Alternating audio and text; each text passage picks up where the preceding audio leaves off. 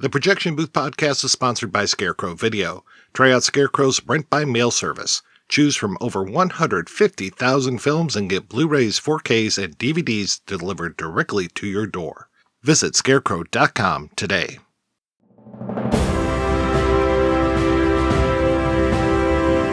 Hold your ears, folks. It's showtime. People pay good money to see this movie. When they go out to a theater, they want cold sodas, hot popcorn, and no monsters in the projection booth. Everyone pretend podcasting isn't boring. Turn it off. Turn it off.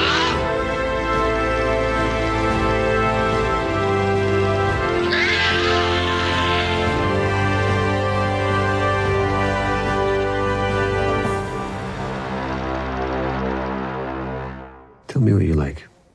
I like when you tell me what to do. I know that. What else? I don't know. Can you just tell me what you want me to do? I'm telling you what to do right now, and you're not doing it.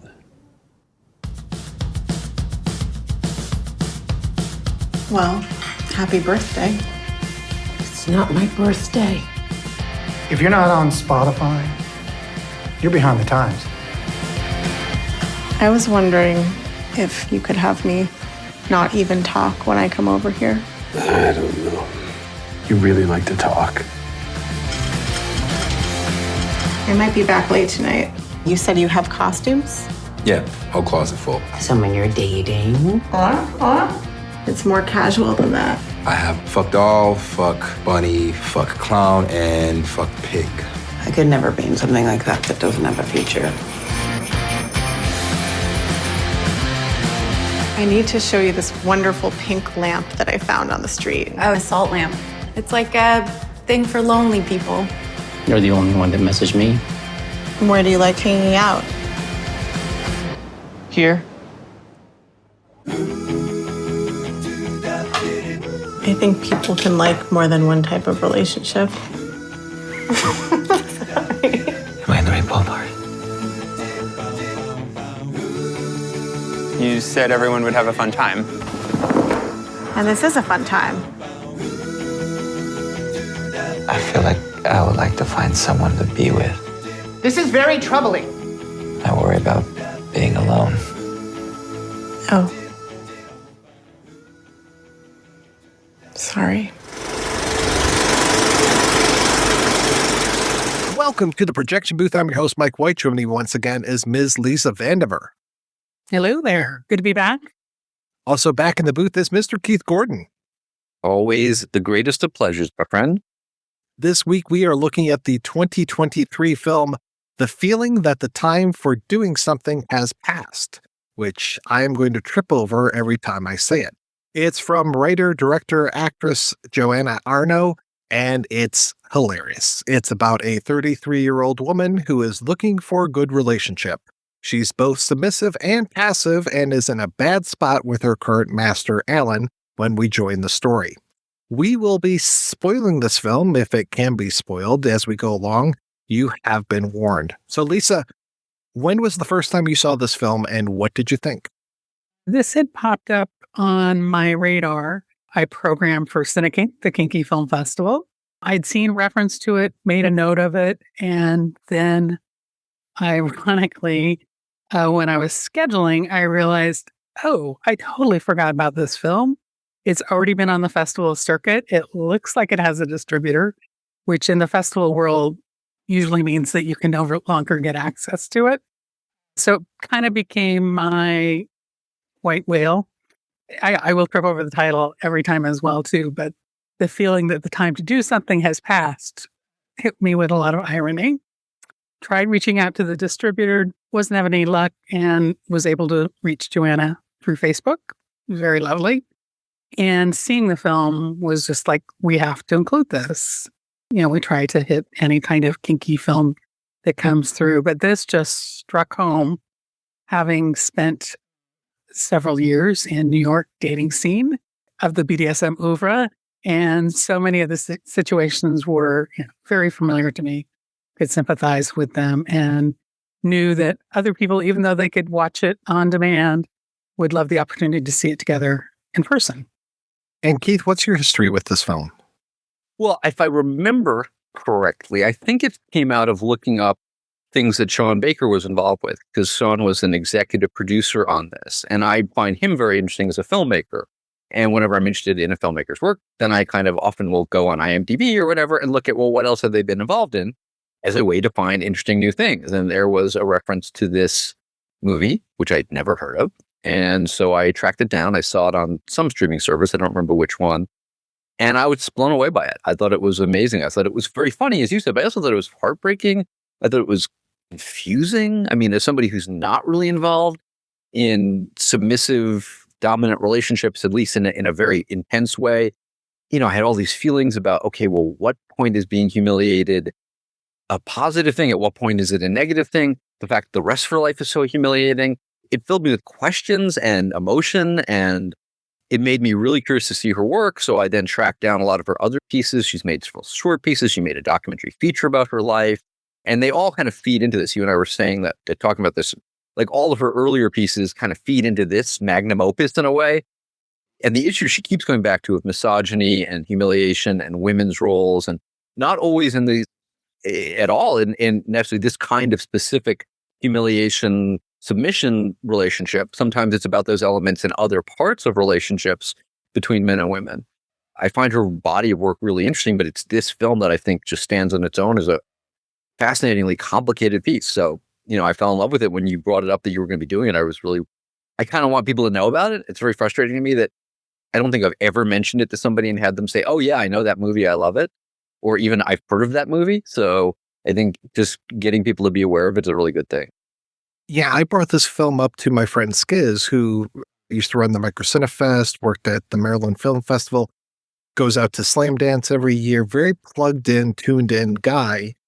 And he was like, oh, I've never heard of this. I was like, wow, not to shame Skiz, but it's like, you of all people, I'm so surprised because this movie feels like something that he would have programmed all these years ago, because it's got that awkwardness to it and the deadpan to it. Like, I don't know if I've ever seen a mumblecore movie, and I don't know if this is a mumblecore movie. This is something that I've not really encountered very often, and when I do, it just hit me so right. And the first time I watched this, I just had no idea what to think.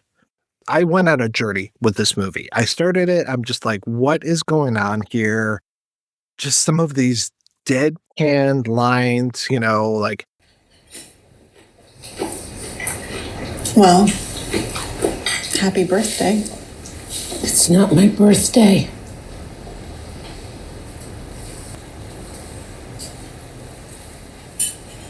Well, happy Memorial Day. You know, I don't celebrate Memorial Day. Every line in this movie feels like it could be a trailer line, because they're all isolated, and it almost feels like just the structure of this film is so interesting. The way that every scene has a little bit of a purpose. We start off with a deadpan line, and then we wait for a while, and then there's the response, and then we wait for another little while, and then we have the retort, and it goes on this way for almost every single scene, and it just gets funnier every single time it happens, and you just see the absurdity of things like her job, where her boss is talking about, if you're not on Spotify, you're behind the times.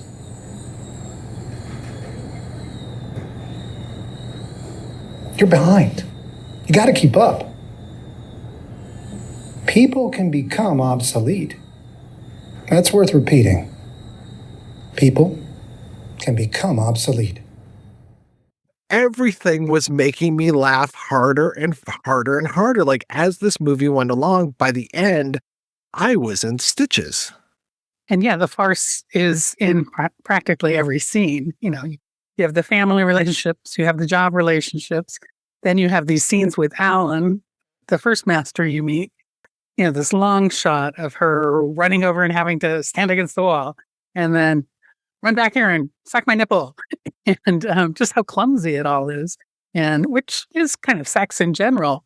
It's just depicted so perfectly as opposed to sort of those glowy romantic shots we get through from so many movies.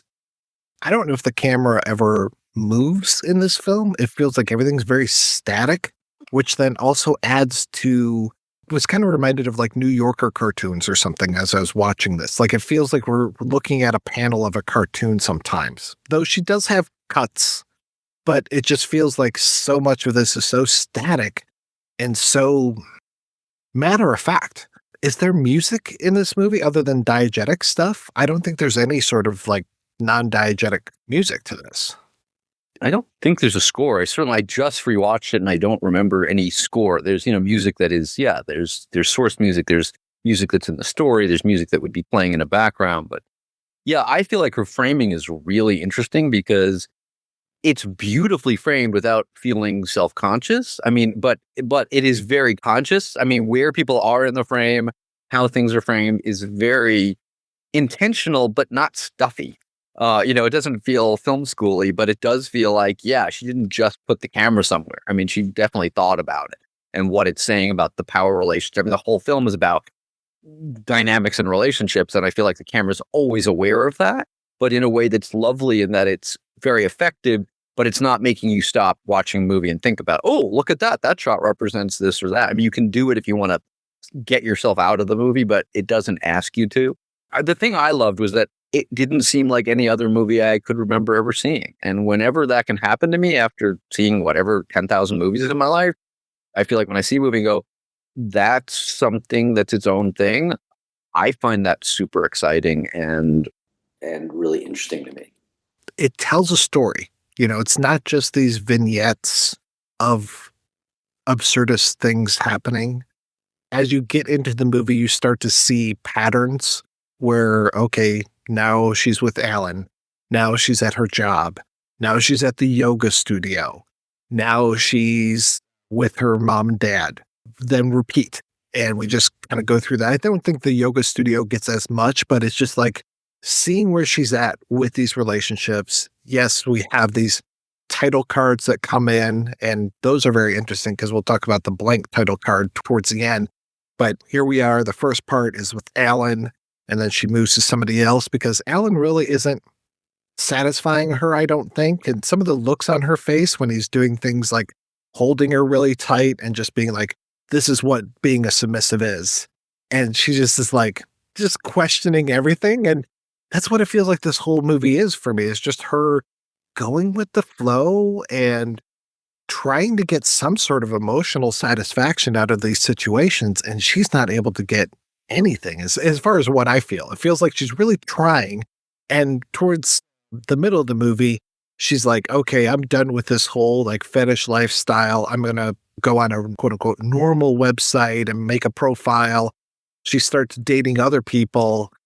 And then it's like, no, I really like BDSM. I really want that out of these relationships. So then trying to introduce her partners into that, especially her one partner, is it Chris, right? Trying to get him into this. And then it's just like, it just puts a spotlight on how silly some of this stuff is. I mean, this whole month we've talked about L'Image, the story of O, now we've got this one. It's just like such different representations of BDSM throughout this entire month. It's kind of wild. And this one, it's like each one is about connections. And this one, it feels like she just cannot make a connection. Well, I also feel like it's about maybe being unable to stay with a connection. Because I do feel like with Chris, there is a connection. And he does seem to be willing to meet her halfway sexually. And that's part of why I find the film really heartbreaking, too, because I feel like it is about somebody who it's very sex positive in that she is whoever she is, but she is in relationships where she's not having a lot of emotional connection, whether it's with her family, whether it's at work, and then there's a hint of something more. And ultimately she can't stay with that. She has to go back to something. I mean, that end of the film I find devastating because it's about that she's back to being completely disconnected. And when I looked at her earlier work, which as I say it was a documentary about an earlier relationship he had with a guy that was very humiliating, but he wasn't in a sexual way. He was just an asshole who treated her horribly. And she just kept kind of coming back for more. And he was this like jerky, racist, horrible guy. And she just kept staying with him. And you ultimately feel furious with her and heartbroken by her because he's alcoholic and he's mean and he's weird. And there are moments that he's nice, but in that classic kind of abusive and then way. And she makes the film about herself because so clearly she's aware of the issue, but she keeps staying. So I feel like there's something about her with a filmmaker that is dealing with something beyond the sexual element of humiliation and really dealing with wanting to connect, but not feeling, I don't know if it's that she feels she doesn't deserve connection or deserve to be treated well, but there's a larger issue. I mean, her short film called Laying Out is a really interesting movie because it's like she and one other actress and it's like 6 minutes and they're two mermaids on a beach, and the other one that she doesn't play first starts talking about this humiliating relationship she's in with this guy who every time he's about to come in her mouth says, "Oh, here comes your dinner." And that's kind of creepy. But then this woman goes on this really misogynistic rant about women and why she hates women and why she thinks women are horrible and why she wants to have a penis. And then she starts talking about she wants to have a penis so she can hate fuck other women and that she can like push their head away while she's coming. And it ends on Joanna Arnow going, good. And you just kind of go, okay, what the fuck? So clearly this is somebody who's really working through issues about being a woman in our society in an interesting way and being very unafraid of being very bold and even disturbing. But it's not just about BDSM relationships. It's about like the whole placing of being a woman in the world in a very naked, self-exposing way, which I find at times are disturbing, but really interesting. This time I didn't find the ending as heartbreaking as I did the first time. And I'm sort of opening myself to other readings that are within the film. Like my memory of it was very claustrophobic. When I was thinking of it, I could only think of the scenes of her and Alan and how awkward those were. But watching it again to discuss it further, seeing the scenes where she's getting a text from Alan and her smirk and smile, and then the various doms she runs into all have their sort of tropey aspects. There's Elliot, who has her dressed up in the pig costume, but he's also, asking her, are we going to have to do aftercare every time? And she's like, yeah. And you start seeing her speak up more, I think, throughout the film, where she's very passive at the start. And then, like, there's the camming scene with Alan. And she says, I'm not just an internet window that you can open and close. And then he even remarks, he said, that's a sign of a good submissive, speaking up in the moment, which is something he had seemed to be trying to get to do early on. Yeah, she definitely is starting to speak up a little bit more at work. I love the work stuff because it so reminds me of so many jobs that I've had in the past. One of the first times we see her at work, she wins an award for being at the job for a year. And she goes, I've been here for like 3.5 years. And they bring her that trophy that says 1 year. And you just stay on that trophy for a while. And it's like, we thank you for your loyalty. And she's supposed to be making herself obsolete. That's the whole point of her job. But she fails at that. And she's got that whole thing how she wants that title, like very specific about the title. And she's got, I think the guy's name is Carl, who's on the video screen. And it's not even a video screen for them. Like it's just their pictures getting larger and smaller as they go back and forth. And I love towards the end of it when she's like, yeah, I told you about this. Like I outlined this in my email. And I was like, ooh, that for a workplace setting, that's like major zinger. I do appreciate that she does seem to get more and more active as she goes along. And yeah, that stuff with the piggy costume, especially when she's out masturbating by the subway, I think it was by the L, and talking about the sound mix of it. You get great things like her making, what is it, like lentils or something, and just squeezing those Slopping lentils. it into the slopping, cup. yeah.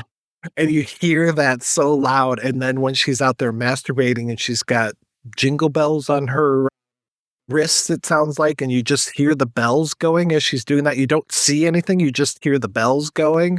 And then his line, I want everyone on the BQE to hear what a whore you are. But what's interesting is, too, her expression in that is frustrated and bored. Clearly, she's also in the midst of going, yeah, where is this working for me and where is it not? And she's always exploring that. And I do really like that, like, there's this questioning thing in every scene. I feel like the character and the filmmaker is kind of going, do I like this? Do I want this? Who am I? How do I fit?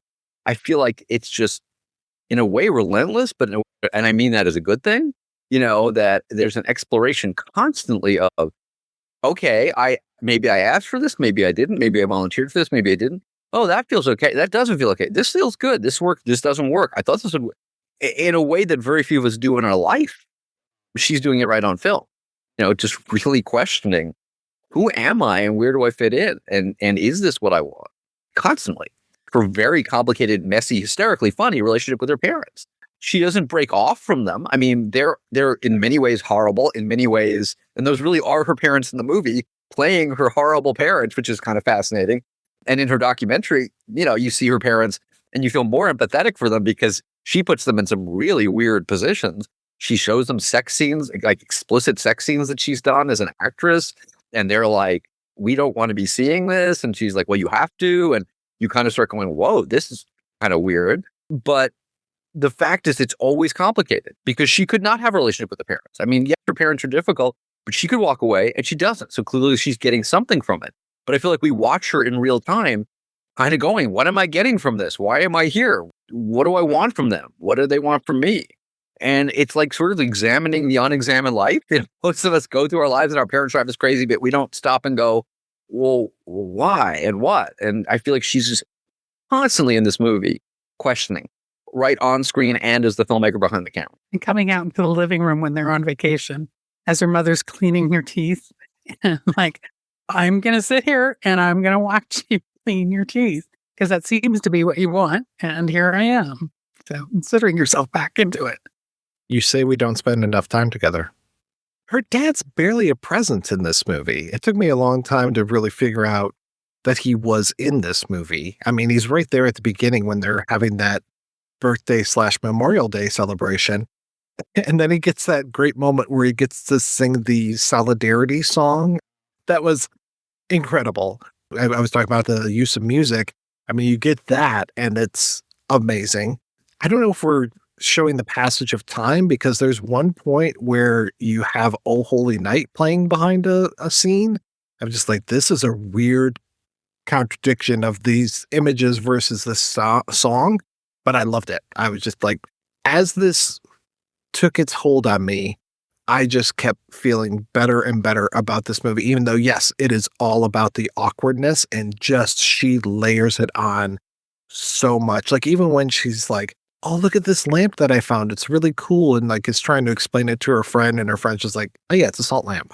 It just kind of like shuts her down. Like, and that's for lonely people. And that's for lonely people. It's like so rough. Oh, yeah. There's another weird scene where she's with a man and he's introducing her to these two women.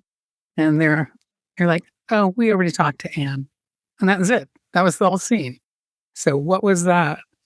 It feels like this movie is improvised. I know it's not, but it just feels like all of these scenes are completely just made up on the spot. Oh, I want you to go over there, turn around and stand there and pull your butt cheeks apart. I mean, how humiliating for her as the writer, actor, director of this, but she's there for it. Yeah. And then as she meets Chris, as you were saying, it kind of starts feeling more like a more conventional movie. And it felt less awkward because there was real human connection between them. Although there's still a lot of very awkward scenes, like singing the songs from Les Mis. She's so into it too. Yeah. Yeah. Yeah, we never see her that animated any other time until she starts singing Les Mis, and it's which is actually both endearing and hysterical and terrifying all at once. Yeah, she just totally is glowing at that point and has this knowledge of all these musicals, which he's finding dismaying, although tolerates it. So that's good. Those are all Andrew Lloyd Webber musicals. And then meanwhile, he's bringing her to these obscure experimental films, which actually don't exist. They were created for the movie. So you kind of get a feeling of what that dynamic is there. at the same time, he's just so open and cheerful. Seems like he's just right for her, for that one aspect. Although he does seem to start taking a shine to it. Well, and at least he's not a Zionist. What the hell? So bizarre. And Alan's finally opening up to her, and he seemed very hurt too that she didn't respond to that, and was kind of cuddling him in the bed. And so we start seeing a little growth from him too. Though having those end credits over them just laying there in bed, basically taking us back to the beginning of the movie where they're laying in bed together. And at least with that, she goes over and basically starts trying to get off rubbing herself on him. But by the end of the movie, it's almost like that gulf between them is even greater than it was at the beginning. Yeah, they're both there on their cell phones, although she looks so much more self-possessed there. She seems more self-possessed, but she doesn't seem any more connected on a human level. And that's what I found so sad, is that in a way she's grown, but in a way, in terms of human relating, she's still stuck. And he did try to open up, and she does push him away the second he talks. I mean, I found it interesting because he says, yes, he's going to Israel because he's got some, but he's very, he does say, I don't agree with everything Israel. I mean, he doesn't come out as some he's not a fanatic who's like, yes, I'm going because I want to be help settlers kill Palestinians. He's like, I don't agree with everything they do. I mean, he's really trying to seem like, I'm just trying to share who I am. And boy, she just shuts down and gives the message of, yeah, I don't want to hear that. I don't want to hear anything about, I don't think it's a political stance on her part. I mean, I think she may play it off as that. I feel like there's something about being disturbed by him opening up at all. And she's like, slams that door shut. And again, I found it so sad. It's like she leaves somebody who seems very kind and sweet to go back to this guy who's it's complicated, but he's trying to find that human ground in it. And she just doesn't want to go there because on some level, she manages to create a character, I think, who's so cut off and and yet so empathetic. I mean, I really want her to be happy, and I really want her to find a way to be turned on by being humiliated, but still have real human connection. And she doesn't seem to be able to do it. I get so frustrated because I want her to have her cake and eat it too. And I think it's a movie that in part is about how hard that is. You do see her opening up to Chris, though, when they're at the whatever musical that is that he's performing. And she sends him the text about wanting to sit him in her lap. First time I read it, I thought it said sit on her face. But then I reread and I was, oh, okay. And she's kind of taking control of that. And the other thing I noticed was when Alan was texting her, you get the moment where you see the bubbles and he's not replying. And then she was doing the same thing to Chris. Like he would reach out to her and she'd do the whole thing where you type it out and then delete. It kind of felt like she was playing the switch role a bit with him and topping from below. Is that what the kids call leaving someone on red? I think so. I don't know. I don't know any kids. The power move, right? That whole, here's the 3 dots, now the 3 dots go away. But she did it twice to Chris. And then there's the guy, Thomas, I think, right? Who is the musician. And at first you're just like, who the hell's this guy? Mansplaining LA? I don't. Yes. But he catches himself, right? Like, you don't need me mansplaining LA. LA. Thanks for forgiving me for mansplaining LA, which is, we didn't get to participate in that conversation, but you can kind of imagine in a bar or something before. She did dismiss him.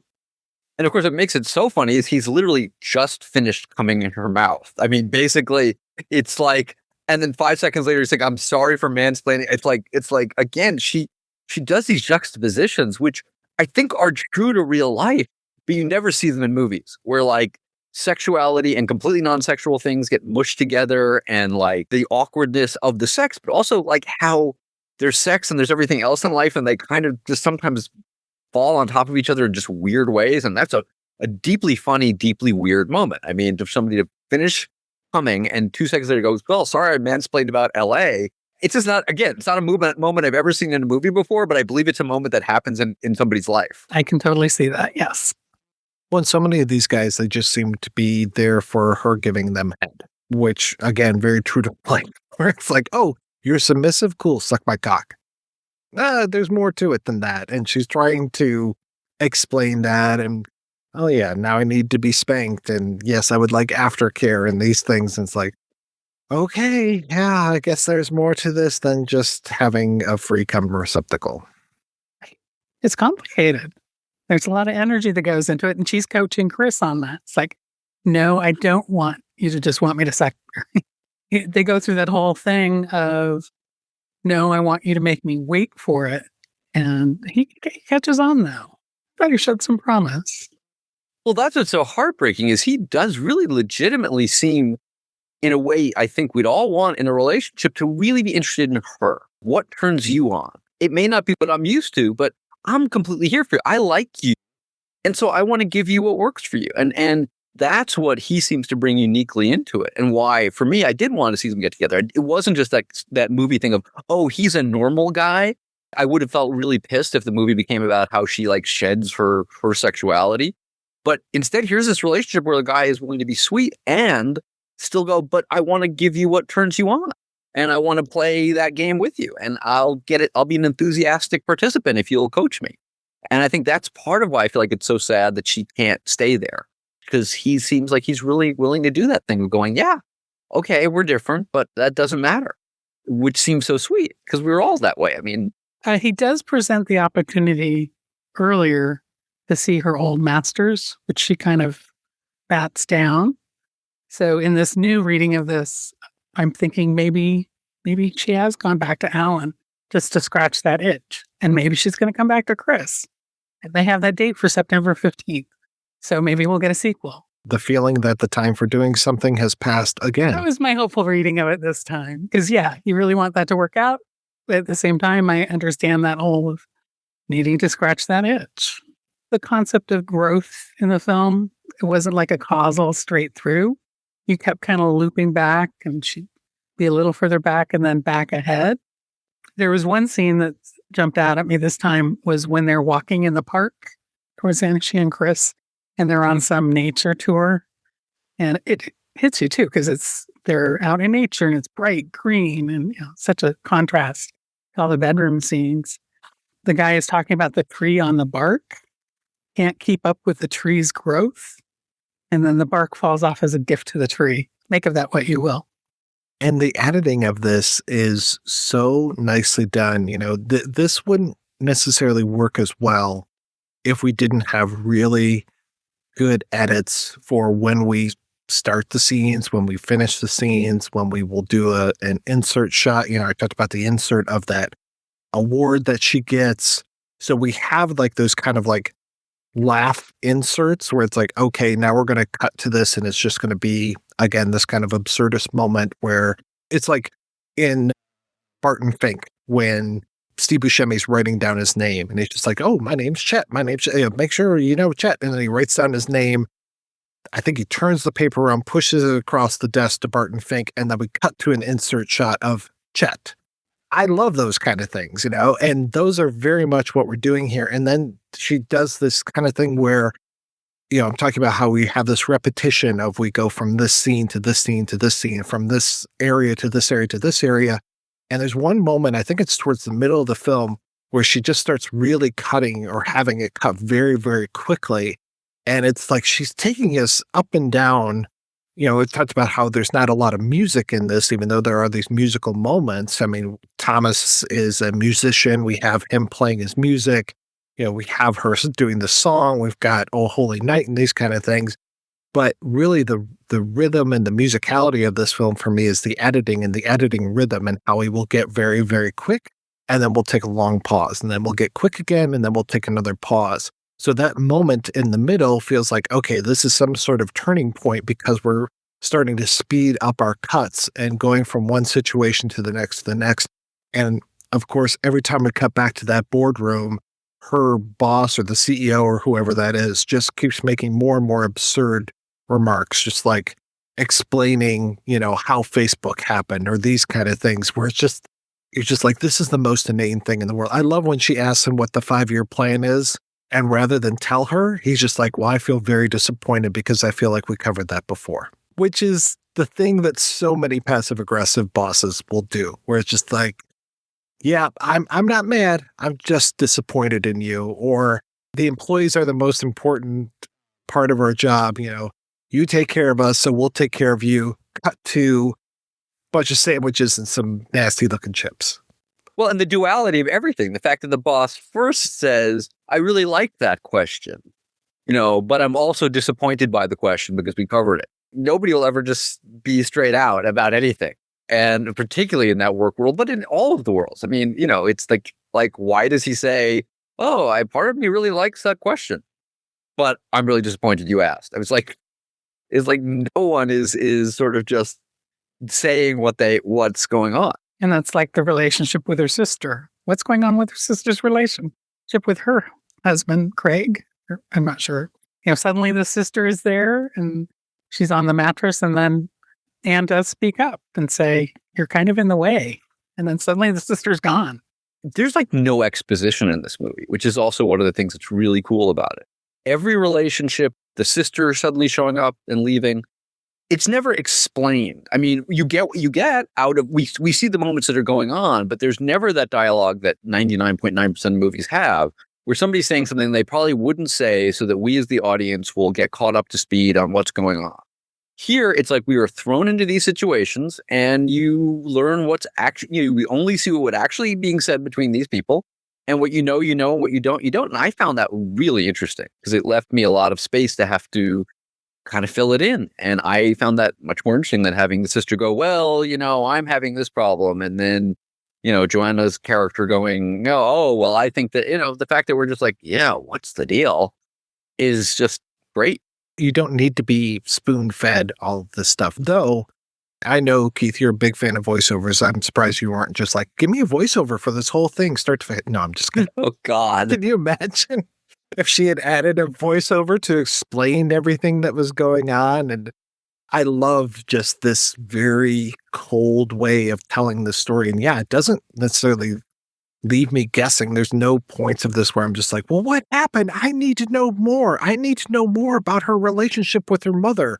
No, those things where they're on that walk and they see the flower and they're talking and the mom's just like, I'd like some acknowledgement because I taught you everything you know about flowers. And I'm like, wow, like you just know that their relationship, and we've seen it. You can tell what their relationship has been like for their entire life from these few minutes. I mean, this movie's only 90 minutes long, not even. From those few scenes that we get of them together, you're just like, I know your entire life.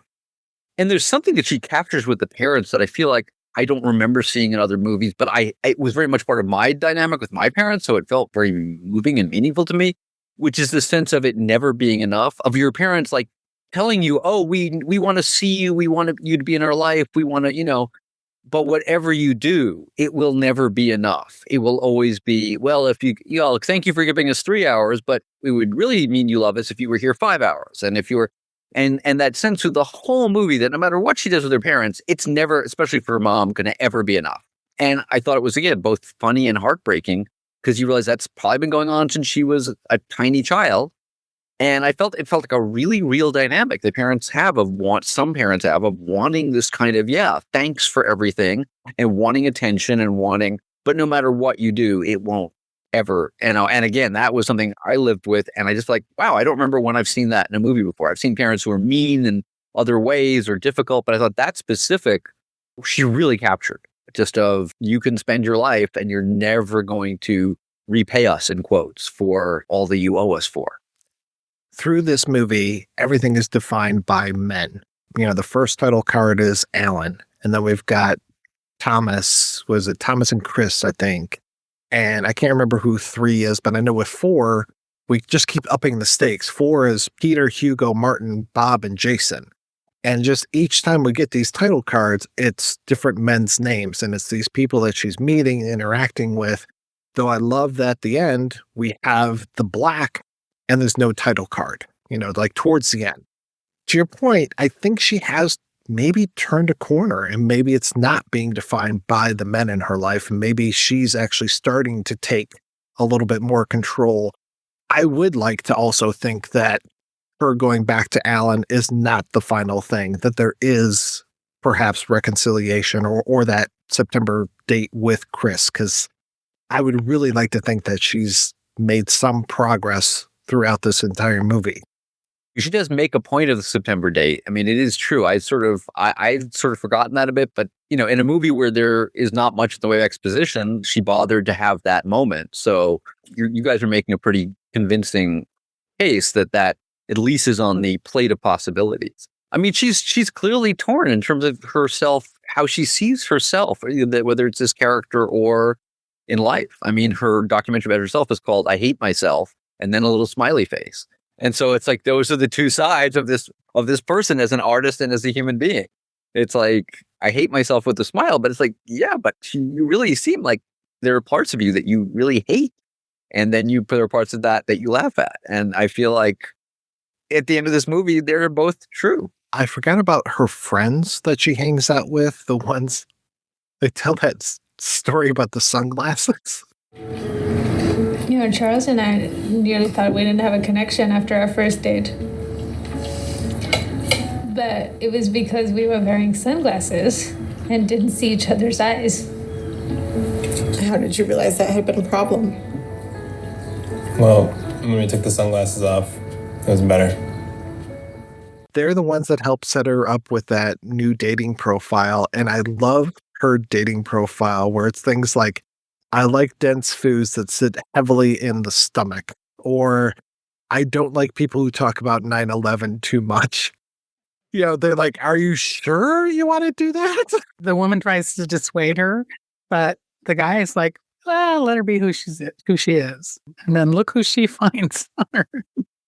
The dating montage. You got to have the dating montage. Yes. Oh, that dating montage is fantastic. And even just the pictures of the guys that come up on her phone.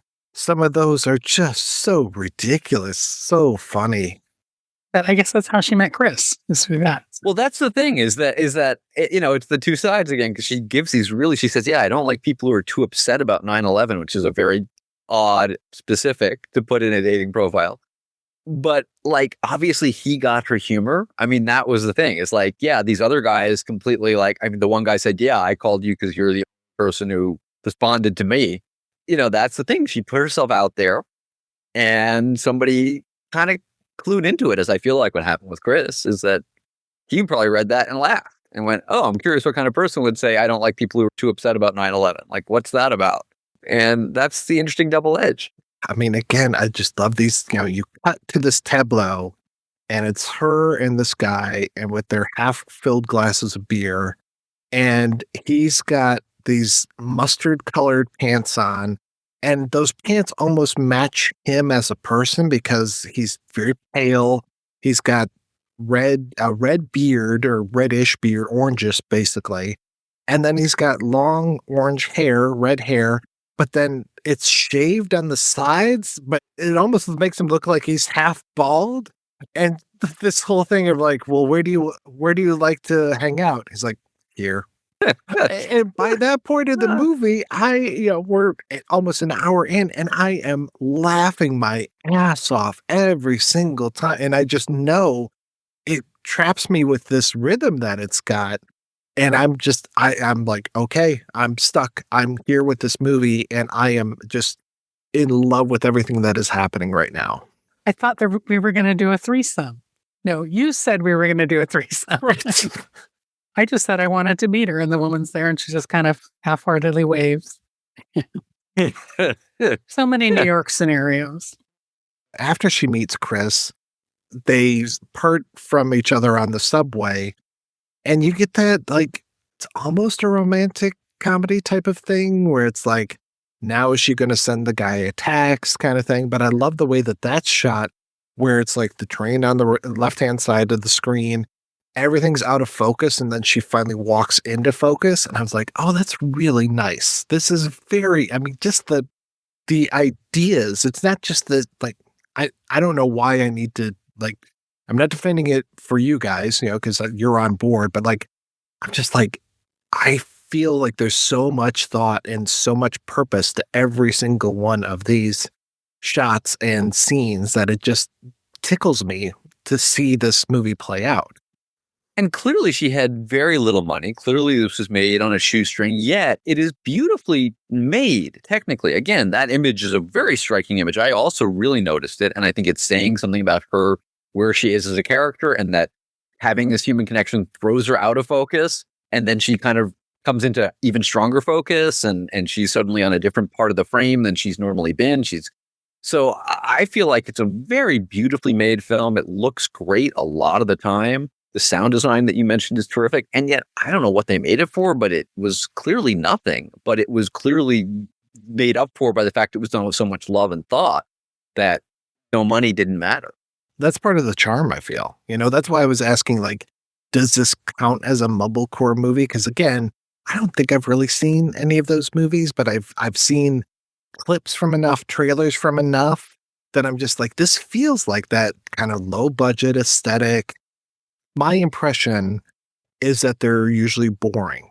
And so when this started, I was just like, oh shit, is this going to be a boring movie? But instead it just, for me, just totally turned everything on its head, where I was like, no, this is so absurd that it hits me in just the right way. Like I said, I love those movies that I used to see at film festivals where it was just like, all right, yeah, this is playing on a whole different, level than what I'm used to. This is so not A to B to C kind of thing. Like you're saying, like we kind of cut the beginnings and ends of almost every scene. So we kind of are dropped into the middle of stuff, and it just plays out with that great captivating rhythm.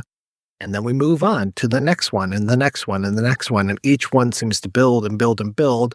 And then before I know it, I'm just like, oh, I'm seeing a real story play out here. I actually care about these people who normally would be very two-dimensional. But instead, I'm just getting more and more layers added onto them with every single scene that we have.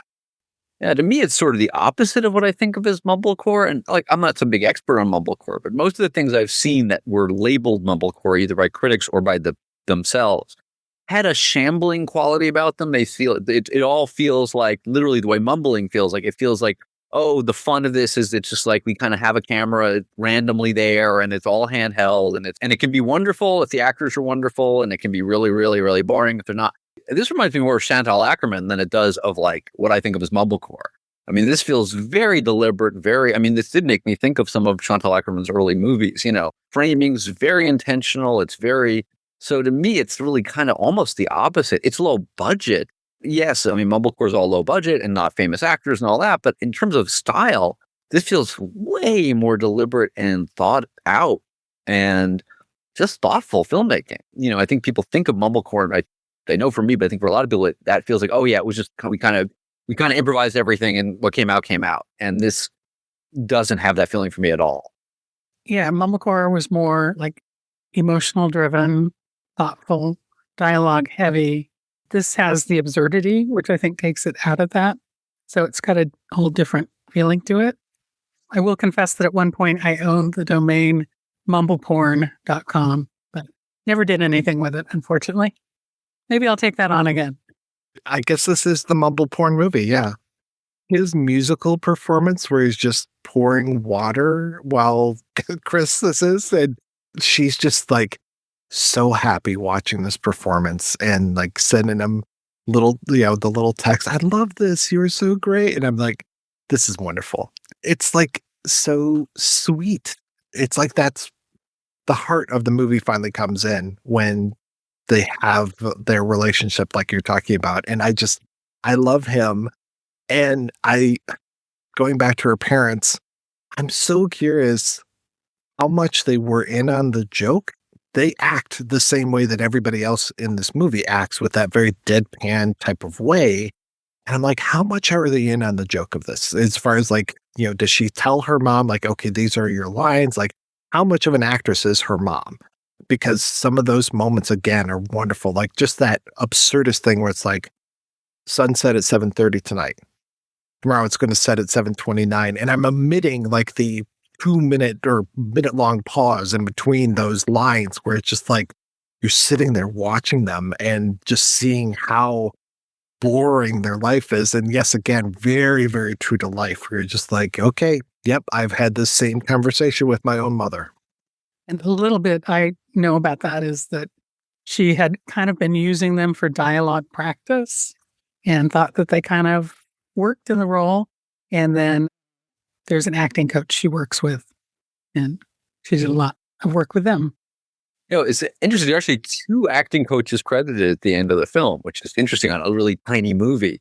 So that made me assume that, that some of these people were real people and that she had the acting coaches. I mean, I projected a whole story because it's like, okay, directing your own parents is so laden with, so that maybe having coaches to help be a go-between a little bit so it wouldn't be you telling your dad or mom what to do. I have no idea if that's the case. But when I saw that, I thought, oh, that's interesting. Because, I wouldn't want to try to direct my parents, but maybe if there was somebody else helping, they could kind of make that bridge happen. What do you guys think of the title? This title that I keep tripping over, and if I didn't have it written in my notes right in front of me, I would not be able to say a second time. What do you think of the feeling that the time for doing something has passed means? Because they do talk about it at one point, she and Chris. Yeah, I mean, for me, it's just a sense of regret that I didn't do that thing that should have happened earlier. And then there's that moment with Chris where she says, in explaining it, it's clear she hasn't gotten the meaning of it because she says something more that he equates to, I just don't want to do something. I feel like that's part of why I do take the end as tragic is the title, because to me, that when you think of this story with that title and she's lying in that bed and there's no human connection and there's no movement, I kind of go like, oh, that's what she's saying this story has led to, the feeling the time of doing something has passed, that she's like had this moment, she could have kind of built something more nice and more human and she let that pass, which is, again, maybe my spin on it, but that I feel like if the title was something else, I might more feel like that ending was maybe something different. But when I think of that last image and then that title, I go, oh, yeah, you're definitely, that's a pretty sad combination. I tried to get Joanna to come on the show, and unfortunately, the feeling that the time for doing something like an interview has passed for her. So she says that she's doing less interviews on this particular film these days, and which I can understand. What is she doing? I'm not sure. She does have a website. I reached out to her through her website. So she got back to me, which was very nice of her to do that. And she just was like, thanks for your email, the interest in the movie. Going to pass on this as I'm doing less interviews on the film these days, but I appreciate you thinking of me. I believe she's looking for funding on a new project, but I don't know much more than that. And she may be talked out on the movie. I saw a lot of interviews with her. It felt like kind of made a little bit of a splash. Obviously, headlined Cineking 2024. But then, Keith, you were saying there's no physical release that you can find of this? Yeah, I've never been able to find a DVD or Blu-ray or anything like that. And it's, which is just frustrating. I mean, that has become more common as physical media has become less dominant. But, it's a film I would want to own. And I feel like it's a film that would reward repeated viewings. And the fact that you have to chase it around on various streaming services where it is for a month and then disappears is kind of sad. I feel like it's a film that if it had a physical release, maybe might help people find it and pass it on to other people. And I don't know. I think it's really a special movie. And I always feel as somebody who I collect movies, so, and I love movies and I love revisiting special movies. So it always makes me sad when there's a film like this that I feel is so unique and you can't own it as far as I could find. And I'm pretty good at trying to track things down. It's currently, if anyone's just bought into the Disney, HBO, Hulu bundle, you can watch it for free. For free for however much. For however long. But yeah, it's sad. It's sad that we're not getting the physical releases so much anymore. It'd be a perfect criterion, I totally agree. So maybe get onto them. It's on, as far as I can see at the moment, you can get it on Apple TV for $5, Fandango at Home for $3, or Amazon Prime for $3 as well. Those are probably rental prices. Owning's different, and owning doesn't really exist anymore with those because they can take them away whenever they want to. Yeah, I agree. A physical release of this would be really good. I'm so glad to have watched this and to be able to hopefully spread the word about this a little bit more, because this one completely, other than seeing that it played at your festival, Lisa, I was completely unaware of this movie at all. Didn't read anything about it. Obviously, my more film literate friends went under their radar. So hopefully I'll have a lot of my friends coming out for me after this and being like, no, you idiot, I told you about this. Could have happened. But this is, it's so wonderful to make this connection with this movie, which is essentially a movie about misconnections. It seemed to me to even grow on a second viewing. I mean, it's one of those movies that, and that's why owning it would be nice. I feel like there's some movies that you watch and you go, oh yeah, and you get it. I feel like she's working on a complex enough board of life that it's a film you can really return to and see more things in. And those are, to me, are special movies too. I hope this will inspire people to see her work, and I hope she continues to do stuff. I feel like she's a really, really unique, interesting voice, and I'm hoping that people will support her enough that she can continue to make movies. I now want to go back and track down all of these movies that you're talking about, especially that documentary, because when I saw that title of I Hate Myself with the smiley face after it, it's like, yep, that speaks to me. I can really see where you're coming from with something like that. The other thing I was talking about, these lines, like you could recut the trailer with all different lines and they would all work. This feels like a movie that, had I seen this when I was growing up, I would be quoting it all the time. And because there are so many good little lines in here where you're just like, if something reminded me of this, I would have this line to say about it. Like, this feels like something that if you watch this with a group of friends enough times, to your point, like a nice physical release would be great. You could start to work this into your lexicon because it's just that well done. Maybe a whole line of t-shirts.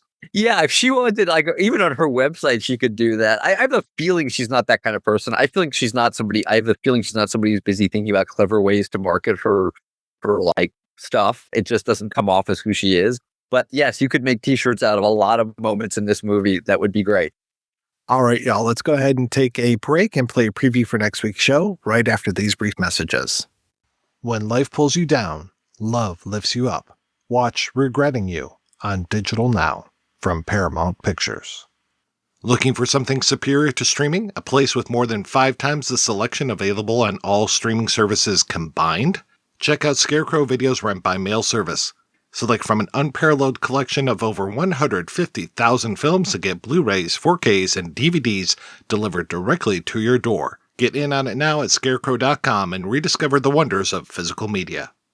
The entire Yellowstone series is now available on DVD and Blu-ray. Dive deeper into the Duttons' origin story with over 19 hours of bonus content, including behind-the-scenes and featurettes with cast and crew. Generations of blood have led to this. Yellowstone, the complete series. Own a piece of the legacy now on DVD and Blu-ray. The first Kurosawa film I think I ever saw was Throne of Blood on the Z Channel.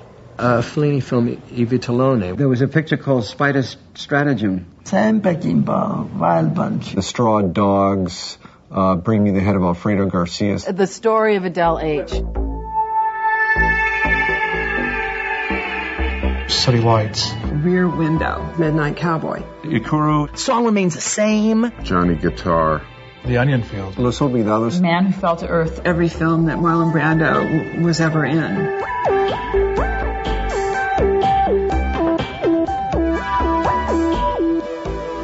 Z Channel. Z Channel. Z Channel. Our salvation. Uncharted territory. Like tom-toms in the jungle. Jerry Harvey. Jerry Harvey. Programmer. Obsessive programmer. Dark and negative. Maverick. Nurturing. Skating that line between insanity and genius. What do you think the secret of the Z Channel's success is? I don't know. If I told you, then it wouldn't be a secret. My father says there's only right and wrong, good and evil, nothing in between. It isn't that simple, is it? No, it isn't. It should be, but it isn't.